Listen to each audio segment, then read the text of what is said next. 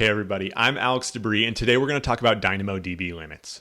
Now, whenever I'm working with a new piece of technology, whether it's a database or a new AWS service or something external to AWS like Twilio, I want to know about the limits of that service, right? Because I want to know if it can fit my use case, but also if I need to change my requirements or configure it in a certain way so I don't run afoul of those limits.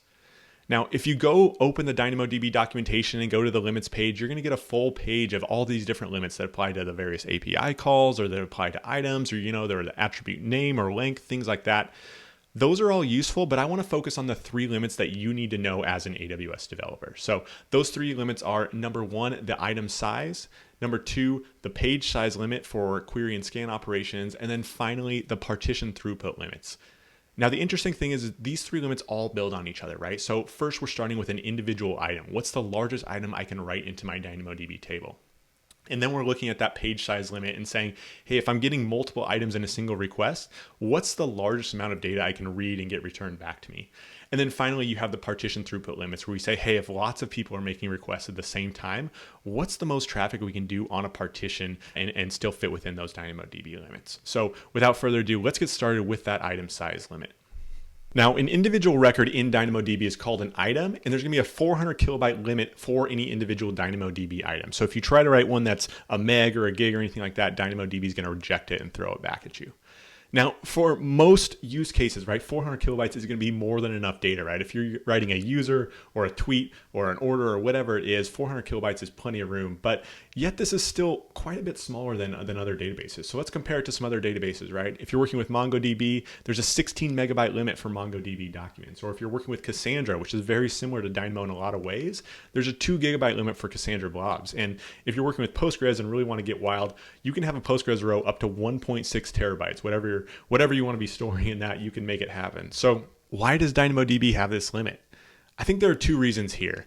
First of all, they're pointing you towards proper OLTP usage, right? OLTP usage is characterized by a high volume of small operations on your database, right? Fetching 1 or 2 or maybe 10 rows at a time, and they want that to be quick. If you're working with small items, just a regular size user or item, that's a fast operation. But sometimes your items have a large blob of data attached to them. It could be a profile picture for your user, or it could be some arbitrary JSON that you got back from an API, or maybe you have ways for users to submit their own content and you want to just send it back to them. And you might be tempted to put that in your OLTP database, but that's really going to slow down your database, right? It's going to consume RAM as that's read and sent back to you. It's going to consume more storage and IO on your database. And what DynamoDB is saying, hey, put that in an object store, right? Put that blob into S3 or something like that. And then you can quickly get that item back from DynamoDB. And then if you need to go get the blob of data, the profile picture or the arbitrary JSON as well, you can go load that from S3, which is better suited for that sort of thing rather than for being an OLTP database.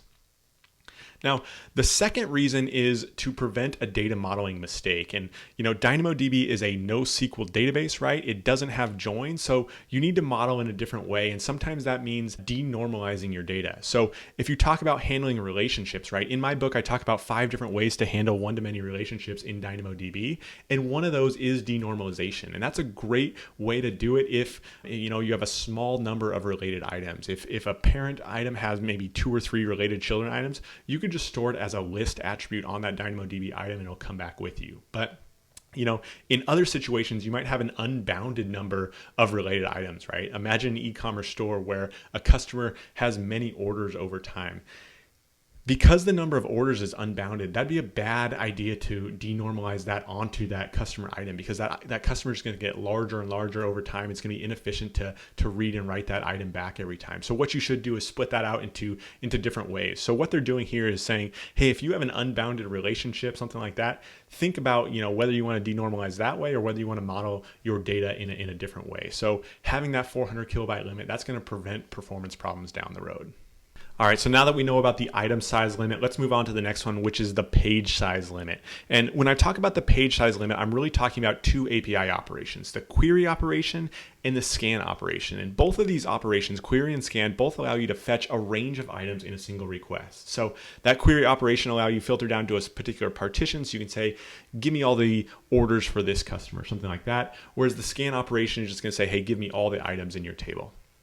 Now, when you issue a query or a scan operation, no matter how many items match, there's going to be a 1 MB limit on the size of an individual request. So if you make a request, a scan request, and you have a table that's a gig or a terabyte, it's not going to give you that all back at once. It's going to give you 1 MB at a time. And then on each request, it'll say, hey, here's the last evaluated key. This is where we left off.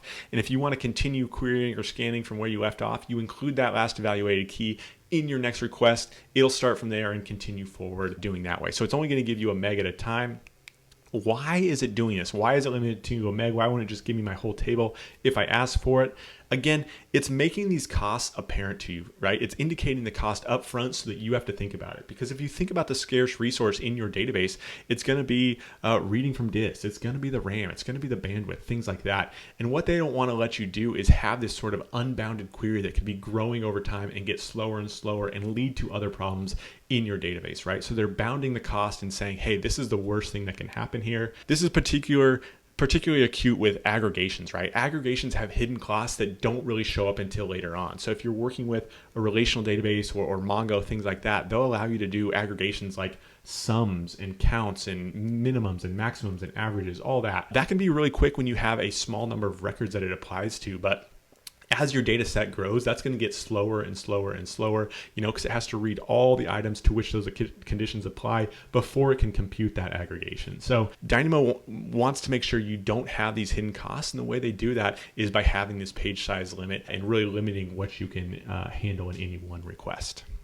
All right, so now we know the limits on an individual item. We know the limits on some of these collection requests. Let's talk about the last limit. This is the partition throughput limits. And before we do that, I want to talk about what partitions are in DynamoDB because I think it's helpful to understanding how this works. So when you think about your DynamoDB table, you might think of it as this big, large blob of data somewhere sitting on a computer. But really what's going on behind the scenes is they're going to split your data across multiple different partitions. And each partition is going to be about 10 gigs of data, but you don't really need to know about this too much. The important thing here is to understand how partitions work with placing your data, right? So let's imagine a request comes in, somebody wants to put an item into your DynamoDB database.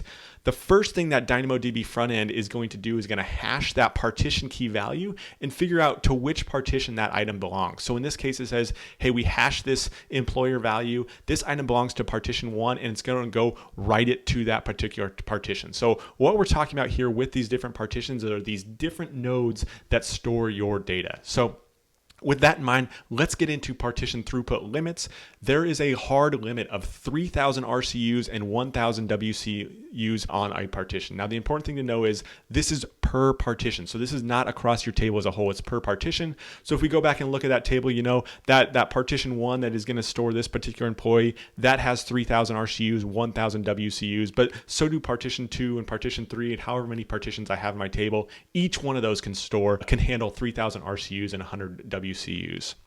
Another thing to note is this is per second, right? So this isn't per minute or per hour or anything like that. That's 3,000 RCUs, 1,000 WCUs per partition per second. So that's quite a bit of data, right? A lot of people aren't getting anywhere near that data, although of course a lot of people are blowing way past that data and need to think about it. Now, the reasons and the implications behind this is, again, it makes you think about sort of scaling and your access patterns up front and say, hey, is this ever going to be a problem for me? Am I ever going to have traffic so high that 3,000 RCUs, 1,000 WCUs on a particular partition on a particular second is not going to be enough for me? And if you answer yes there, you need to think about that, right? And you might need to use something like DynamoDB Accelerator or DAX, which is going to cache your DynamoDB reads. Those won't be consuming RCUs from your table, so that can sort of alleviate some of that pressure on your DynamoDB table. You know, if DAX doesn't work for you for whatever reason, you might need to do some sharding of your partition key, right? So maybe you need to shard a particular thread or a particular item over a lot of different partitions in DynamoDB to alleviate some of that partition pressure in DynamoDB. The other interesting thing is if you're at the other end of that spectrum, right, you're never going to get anywhere near these limits. It sort of loosens some of the restrictions you can do in DynamoDB, right? And you can have what are called fat partitions. So generally when you're working with DynamoDB, you want to really distribute your data across all these different partitions. You want to use a high cardinality value for your partition key, which can make it problematic for some access patterns, right? If you want to get all the users in your table, or if you want to see a global leaderboard across your entire application, that can be difficult when they're spread across all these different partitions. But if you're never going to get anywhere near these partition throughput limits, you could have a fat partition that has all of your users in it, or a leaderboard in one partition, and you can handle queries on that, and it works really well. So, I don't recommend that generally, but I think it can be something if you know you're never going to hit these partition throughput limits. And the great thing about this limit is this is really the only limit you need to worry about in terms of throughput, right? If you can handle that partition throughput limit, you can scale your table up as much as you want to handle your access patterns. All right, now that we know the 3 limits that matter in DynamoDB, I want to cover one final topic about these limits and why they're so important and useful to you as a DynamoDB user. Now, if you think about most databases, performance is a spectrum.